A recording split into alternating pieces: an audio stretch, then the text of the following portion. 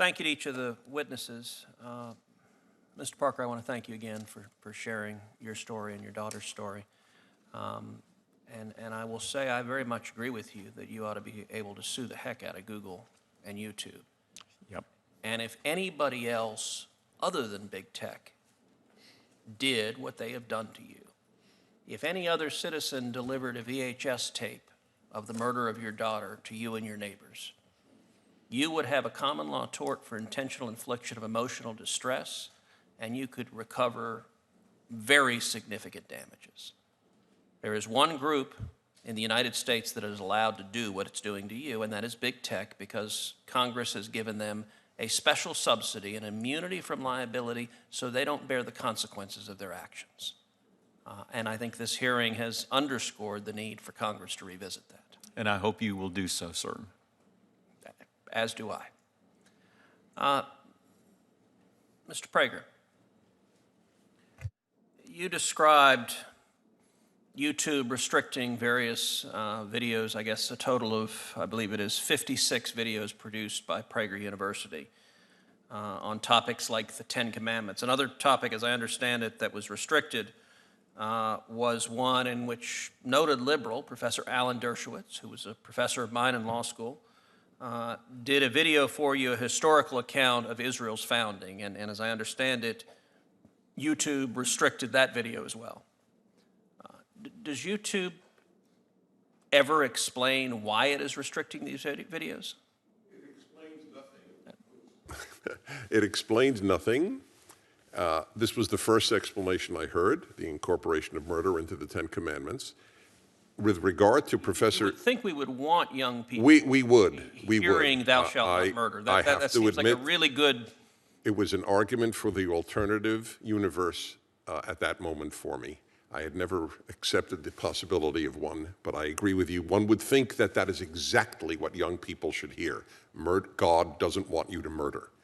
But so be it. As regards Professor Dershowitz and the video on Israel's founding, we have 320 videos. 15 of them concern Israel, and half of them have at one time or another been restricted. There is clearly a loathing of Israel at Google.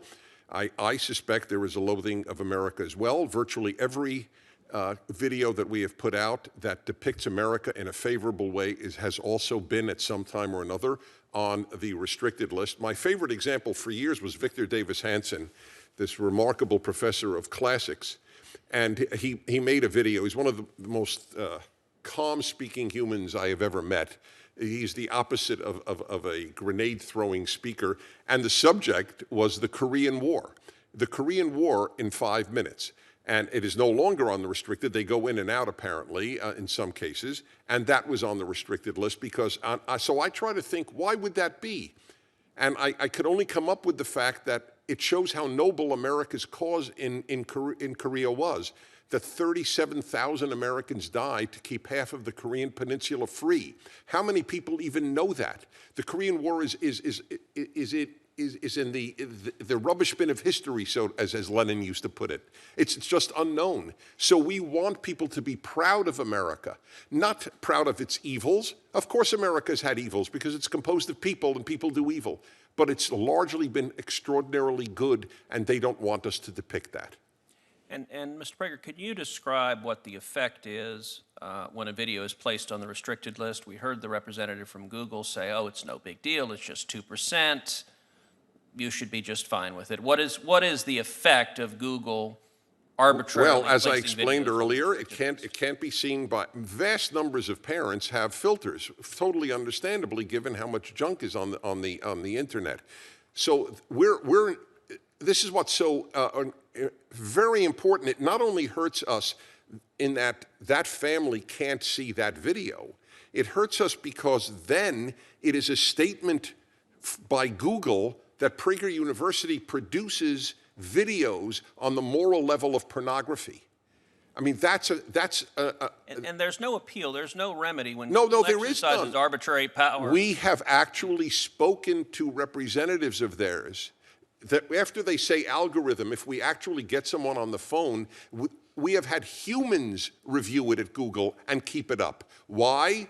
That's community standards. Your video violated community standards. Well, how exactly does the founding of Israel by a Harvard law professor violate community standards? It just does. You know, I have to say it reminds me of the famous adage about the Supreme Court. We are not infallible because we are final, but rather we are not final because we are infallible, but rather we are infallible because we are final. And that appears to be the same approach at Google. Dr. Epstein, I found your testimony incredibly powerful and incredibly concerning. And if anyone draws news out of this hearing, I would encourage you to review very carefully Dr. Epstein's testimony. And I'd like to take a moment to make clear several things. First of all, as I understand your background, you're not a Republican and nor are you a conservative. Is that accurate? That would be an understatement. And indeed, you're the former editor-in-chief of Psychology Today. Correct. So you're a respected academic. You testified before this committee that Google's manipulation of votes gave at least 2.6 million additional votes to Hillary Clinton in the year 2016. Is that correct? That's correct. And I want to make sure I understand. You personally supported and voted for Hillary Clinton. I was a very strong public supporter of Hillary Clinton, yes. So you're not dismayed that people voted for her, but your testimony is that Google is, through bias in search results, manipulating voters in a way they're not aware of. On a massive scale. And what I'm saying is that I believe in democracy, I believe in the free and fair election, more than I have any kind of allegiance to a candidate or a party. And looking forward, if I understood your testimony correctly, you said in subsequent elections, Google and Facebook and Twitter and big tech's manipulation could manipulate as many as 15 million votes in a subsequent election? In 2020, if all these companies are supporting the same candidate, there are 15 million votes on the line that can be shifted without people's knowledge and without leaving a paper trail for authorities to trace. Now, you described the Go Vote reminder, and you said it wasn't a public service announcement, but rather manipulation. Can you explain how? I'm not sure everyone followed the details of that. Well, sure. If on Election Day in 2016, if Mark Zuckerberg, for example, had chosen to send out a Go Vote reminder, say just to Democrats, and no one would have known if he had done this, that would have given that day an additional at least 450,000 votes to Democrats. And we know this without doubt because of Facebook's own published data, because they did an experiment that they didn't tell anyone about during the 2010 election. They published it in 2012. It had 60 million Facebook users involved. They sent out a Go Vote reminder, and they got something like 360,000 more people to get off their sofas and go vote who otherwise would have stayed home. The point is, I don't think that Mr. Zuckerberg sent out that reminder in 2016. I think he was overconfident. I think Google was overconfident. All these companies were. I don't think he sent that out. Without monitoring systems in place, we'll never know what these companies are doing. But the point is, in 2018, I'm sure they were more aggressive. We have lots of data to support that. And in 2020, you can bet that all of these companies are going to go all out. And the methods that they're using are invisible. They're subliminal. They're more powerful than most any effects I've ever seen in the behavioral sciences. And I've been in the behavioral sciences for almost 40 years. You know, our Democratic colleagues on this committee often talk about what they view as the pernicious effect of big money and big corporate dollars. What you are testifying to is that a handful of Silicon Valley billionaires and giant corporations are able to spend millions of dollars, if not billions of dollars collectively, massively influencing the results of elections. And there's no accountability. You said, we don't know.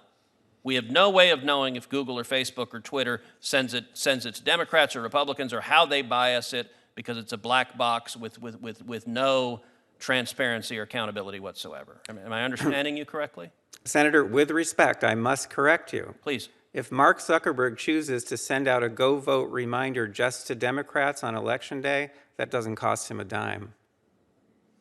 Fair enough. Do you happen to know who the Hillary Clinton campaign's #1 financial supporter was in the year 2016?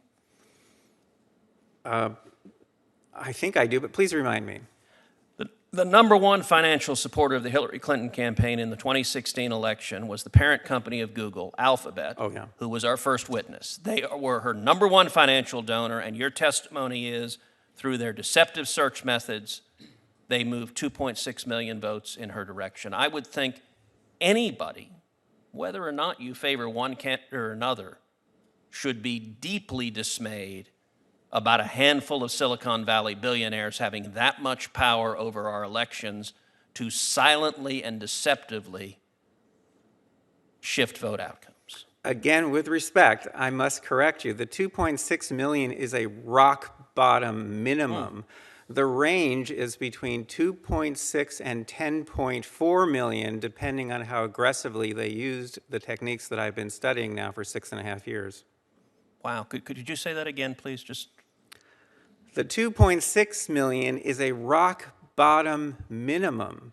The range is between 2.6 and 10.4 million votes, depending on how aggressive they were in using the techniques that I've been studying, such as the search engine manipulation effect, the search suggestion effect, the answer bot effect, and a number of others. They control these, and no one can counteract them. These are not competitive.